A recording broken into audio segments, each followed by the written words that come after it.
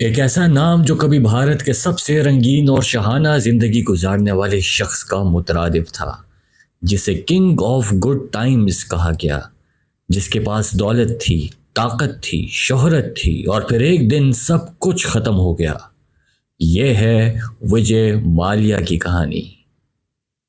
18 दिसंबर 1955 कलकत्ता का एक खुशहाल कारोबारी घराना जहां विजय माल्या पैदा हुआ। वालिद Vitthal Mallya United breweries group के सरबराह।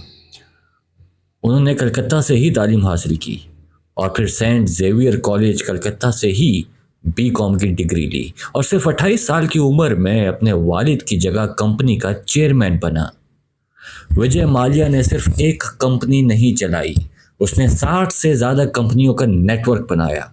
United spirits, Sanofi India, Bayer crop और सबसे बड़ी किंगफिशर ब्रांड जो भारत की पहचान बन गई। 2005 में विजय माल्या ने एक ख्वाब देखा, हवा में फिजा में उड़ने का ख्वाब, और यूं वजूद में आई किंगफिशर एयरलाइंस। खूबसूरती, स्टाइल, शहाना अंदाज, लेकिन लेकिन लेकिन हर परवाज को एक ना एक दिन जमीन पर आना होता है। 2011-2012 में एयरलाइन घाटे में जाने लगी। विजय माल्या ने 17 भारतीय बैंकों से कर्जा लिया और कर्जा कितना था? 9,000 करोड़ रुपए से जायद।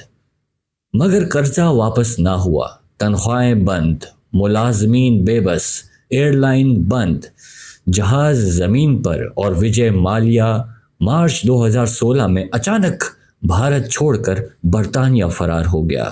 हुकूमत हिंदुस्तान ने ऐलान किया कि माल्या जानबूझकर कर्ज ना लौटाने वाला मुजरिम है। अदालतों में मुकदमे चले।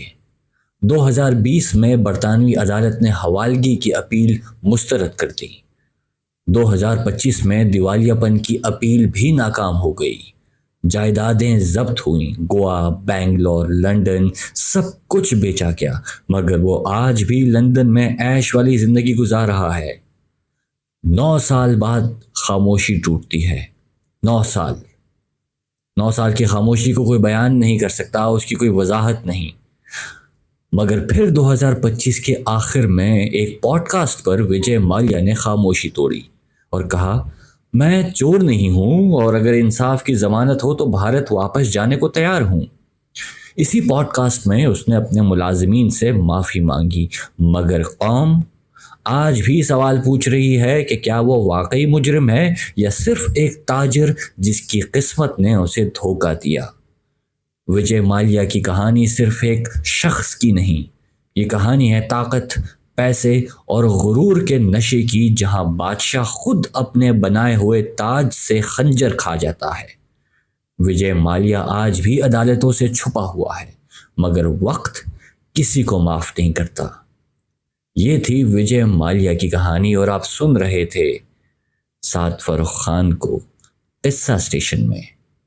अगर आपने अभी तक इस चैनल को लाइक और सब्सक्राइब नहीं किया तो प्लीज़ कर लें, क्योंकि ये आपका अपना किस्सा स्टेशन है।